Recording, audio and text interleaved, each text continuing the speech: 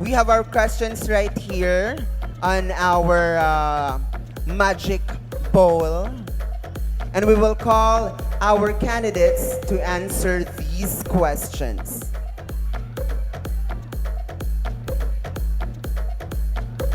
Again, our criteria for the top 7 is beauty, 60%, intelligence, 40%. So all of them will be, the scores will be back to 0. All right, let's go and move forward, Kyle. Join me here. And let's call candidate number 6.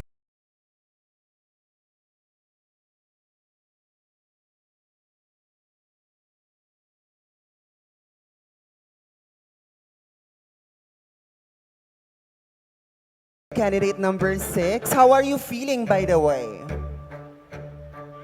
Well, I feel so grateful and happy because I would made it to the top 5, top 7. Thank you so much, judges. Okay, so I will be reading your question twice. And you can already answer it right after I read your question.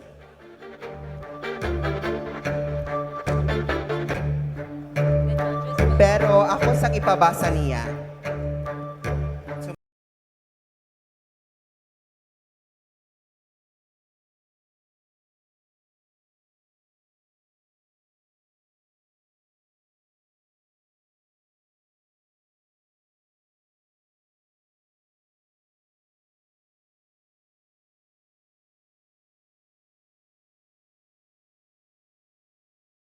Candidate number 6, here's your question. Our Constitution strictly prohibits foreign citizens from running for public office. However, there are some foreign citizens, especially those who claim to have a Filipino heart, who can serve the public with more compassion and competence. Do you think our Constitution needs to be revised to allow foreign citizens to run or hold public offices? Please explain. Again, our Constitution strictly prohibits foreign citizens from running from public office.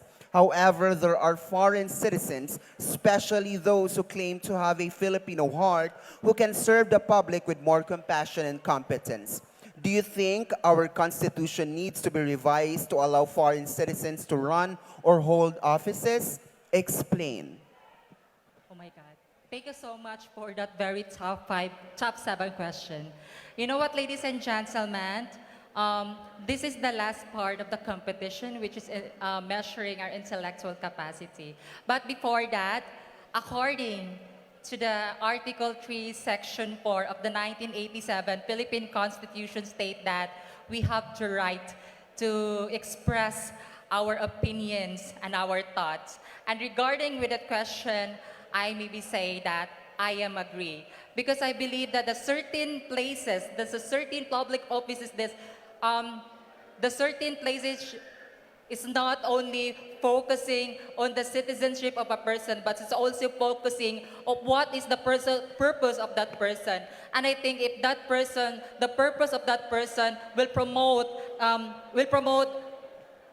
unity and harmony among all citizens, then definitely we could have a country that best for everyone and the best generations to come. Because I believe that if we promote harmony and unity among all citizens, then I believe that we can conquer any obstacle and achieve greatness. Maayong gabi. Daghang salamat, candidate number 6, Ms. Chay Liging. And requesting our audience to please refrain from making unnecessary noises when our candidates are answering their questions. Again, requesting our audience to please refrain from making unnecessary noises when our candidates are answering their questions. Thank you so much. All right. And now let's call on here upstage is candidate number 12.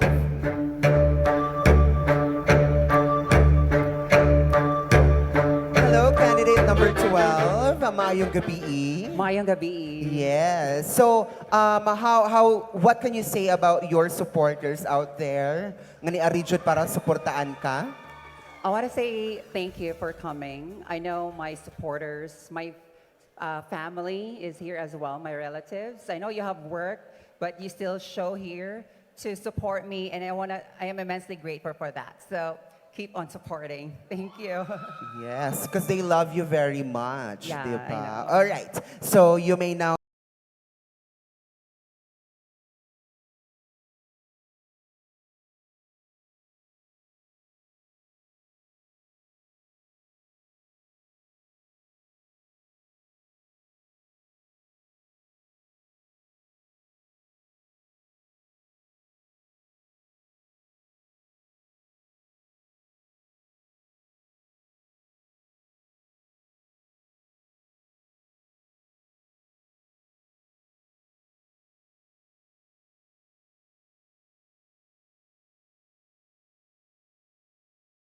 reading your question twice. That to give you ample of time to think of the answer that you will be giving. And our friendly reminder to all of our audience, please refrain from doing some unnecessary noises when our candidate is answering the question so that we can hear them clearly para ato silang madunggan mas claro. Okay, here's your question, candidate number 12. Aside from pageants, feeding programs, and being in the politics, construction of non-binary comfort rooms or CRs, and more importantly, aside from just mere lip service, how will you convince the people through initiatory actions that LGBTQIA plus community deserves recognition and acceptance in the community? Again, aside from pageants, feeding programs, and being in the politics, construction of non-binary comfort rooms, and more importantly, aside from just mere lip service, how will you convince the people through initiatory actions that LGBTQIA, us, our community, deserves recognition and acceptance in the community? Thank you. I would say in humanity in general, we're living in a very conservative society wherein people cannot live a day without judging others. We are also part of those being judged because of our gender identity. But you know what, ladies and gentlemen, we, the LGBT members, our life doesn't stop there because we have a purpose. We always inspire other people.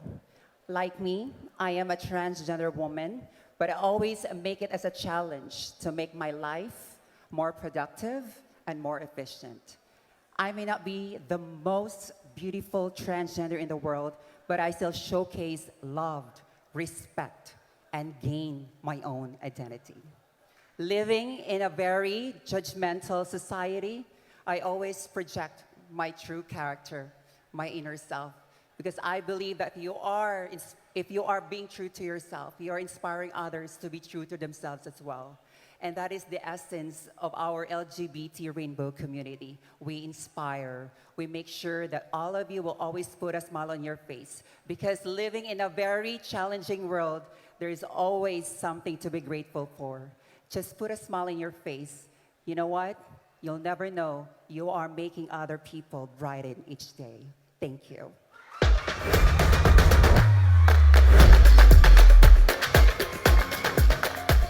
Thank you for that very inspirational answer. Very well said. And of course, candidate number 1.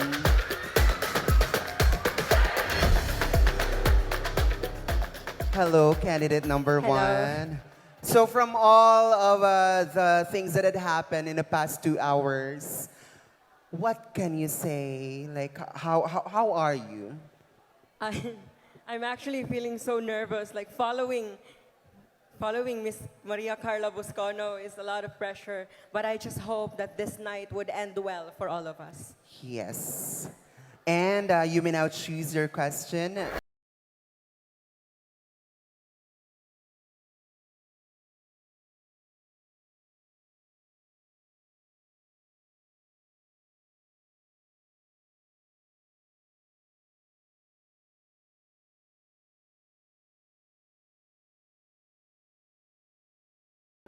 Are advocacies for elderly LGBTQIA members care already redundant with the existing policies and programs of the government that benefit the elderly or the senior citizen?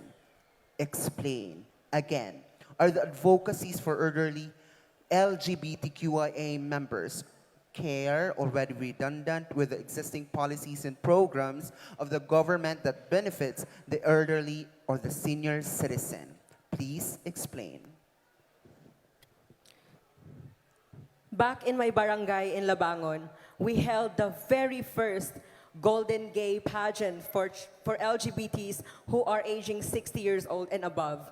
And it touched my heart to see that there are people who came before us, LGBTs who existed before us, and LGBTs who suffered before us. And I don't think that there is a similarities or redundancies when it comes to policies and advocacies, because LGBTs, especially the elderlies, they have a different kind of needs to be attained into. And as a public servant myself, I encourage everyone to pay respect not only to your elders, especially to the LGBT elders. Pageants like this will not exist if it wasn't for them who came before us. I will not be able to stand here despite of every hardship if it wasn't for the Golden Gays who came before us. And let me leave you all by saying, respect each and every person. Do not deny them with their rights, because at the end of the day, we are all made by God, and to God, we all gonna come back. Thank you.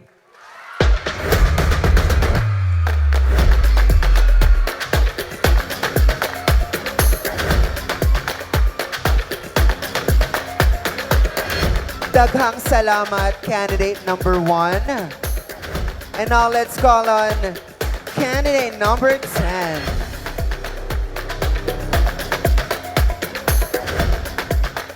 Hello, candidate number Hello. 10, Miss Sunshine. Yes, good evening. Okay, Sunshine, how do you feel right now? Well, I feel so blessed that I'm being part of the top 7. Yes, and what have you prepared to become part of the top 7? Of course, I need to prepare mentally and physically in order for you to get here in the top 7. Thank you for that answer. And of course, with the help of my glam team, with my makeup artist, with the designers and everything. It's actually a whole barangay that help all of these beautiful ladies to become what they are in front of you tonight. Okay, now you may now get your question.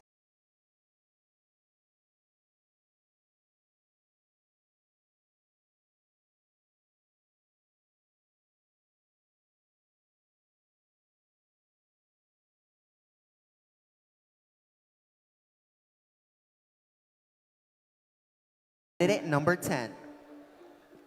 How will you harmonize the ideals of the church with the way of living of the LGBTQIA plus community in terms of morality? Again, how will you harmonize the ideals of the church with the way of living of the LGBTQIA community in terms of morality? Thank you so much for that wonderful question. Living in this democratic country, 80% of Filipino are Roman Catholic. And we cannot deny the fact that in this world, we are living in two roles, the law of God and the law of man. So we really need to follow both because we are mandated by that two laws. But as part of the LGBT community, it's very important for us to respect our churches. Yes, we are being judged We are being judged of who we are. We are being judged of how we look. But the very important thing is to respect one another and help one another in this community. Because it's just like a broomstick, that one single stick cannot work by its own. But if we bind it together, we help our community, we help with our churches, then we can make things turn into reality. Always remember, whatever you do today will always be the mirror and the reflection of your tomorrow. Thank you and mangabi ka natong tanan. Daghang salamat, candidate number 10, Miss Sunshine Lu Chavez. And I would like to call on our next candidate of the top 7, candidate number 8, Kaishi Meneses Zamora. Hello, candidate number 8. Hello. Good Okay, evening. so just to lift off the nervousness nga imuhang gibati karon, and I can see that you are very fresh and beautiful. Thank you. Lahiuna ko akong pangutana. Unsa man nga pampa-fresh ang imong ginabuhat sa pag-ready para mo appeal sa Queen of Apples? Physically. Physically, I always sleep early because I'm a student. At the same time, I remove toxic friends and toxic life to protect my mental health. Wow, that's a very nice and very good advice. From now on, I will be sleeping 24 hours to achieve this beauty in front of me. All right, you may now choose.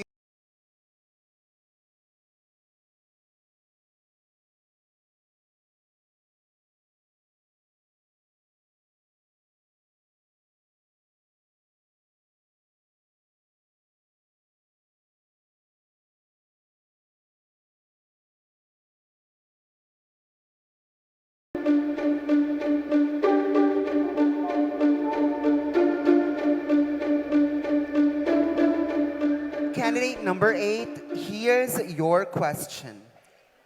Statistically, Cebu City has one of the highest cases of HIV, not just in Region 7, but in the entire country.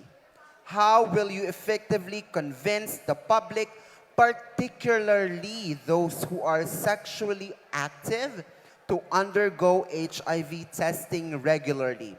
Again, statistically, Cebu City has one of the highest cases of HIV, not just in Region 7, but in the entire country. How will you effectively convince the public, particularly those who are sexually active, to undergo HIV testing regularly? Well, thank you for that wonderful question and very informative.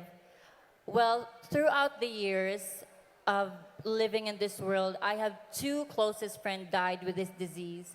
And it's just so sad that a person can just die to a disease that can be easily prevented. And that's why I become a HIV advocate. And the only solution for this is to have education. And also try to share your experience that HIV is not deadly, but it is curable now on. And I believe that you should always get tested. Also, try to always use condom and always not be sexually active because prevention is better than cure. Thank you. Thank you, candidate number 8.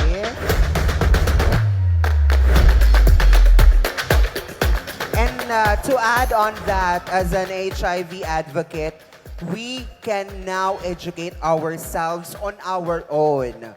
Google is free. You can search there how to prevent everything. All right. Now, ladies and gentlemen, let's call on candidate number 3. Hello, candidate number 3. Good evening, Miss Badidi.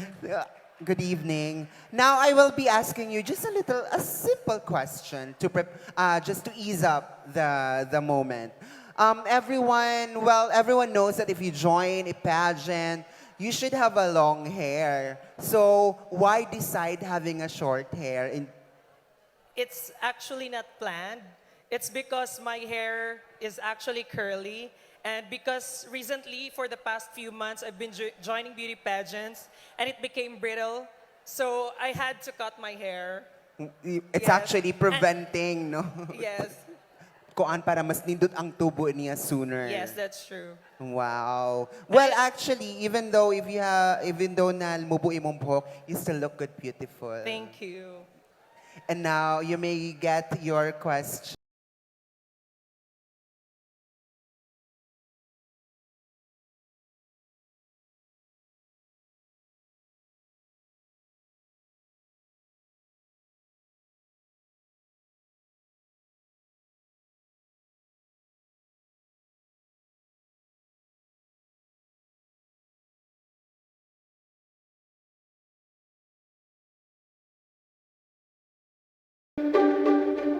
Edda, here's your question. Recently, Typhoon Christine caused several destructions in some areas of the Philippines, which tested our fellow countrymen's resilience. As a result, a number of donation drives were initiated by individuals and distinct non-government organizations to help affected families. Do you think that this bayanihan system benefits the Filipinos if sustained or continued? Again, recently, Typhoon Christine caused several destructions in some areas of the Philippines, which tested our fellow countrymen's resilience. As a result, a number of donation drives were initiated by individuals and distinct non-government organizations to help affected families. Do you think that this bayanihan system benefits the Filipinos if sustained or continued? Thank you for that question. As a public servant and also as a government official, I believe that this bayanihan system is giving us the opportunity to provide faster, faster services to our communities, and it helps us faster support, especially to those who are in need in calamities like Typhoon Christine. And if it is sustained and if the purpose is served, then I believe that it is useful. Thank you. Thank you, candidate number 3. Thank you, Edda. And last but not the least, ladies and gentlemen, candidate number 9, Miss R.C. Velasquez. Hello, R.C. Hello, good evening. You remind me so much of Nicole Scherzinger. Come again? Nicole, the Pussycat Dolls. Yes. Yes, you look like her a lot. So, how's your love life? Actually, I'm already married with a British guy. Oh. Yeah, we got married 3 months ago in a British consulate. Congratulations. Thank It's you. actually part, if not everyone, most of the LGBT member of the community dreams to be married. And you fulfilled that dream on your, thank you for fulfilling it for us. Thank you. You may now get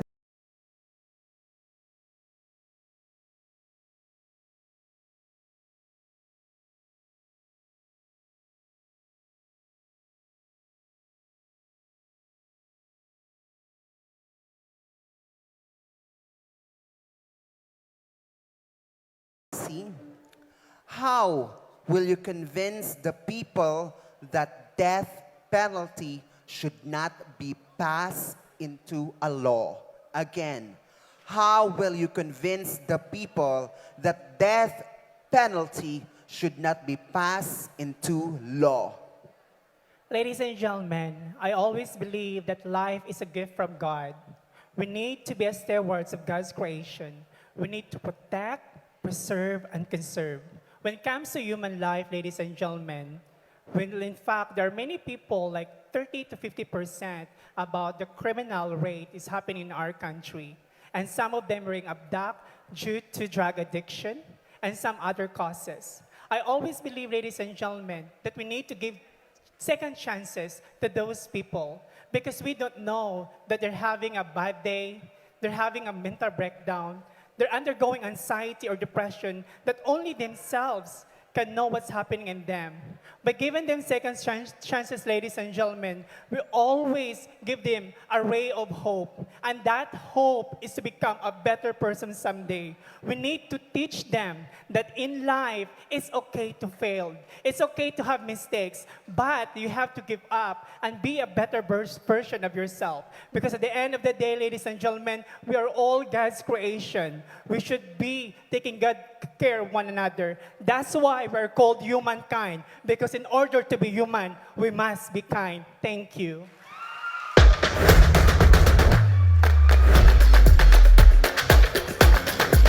Thank you, candidate number 9, and thank you, Kyle.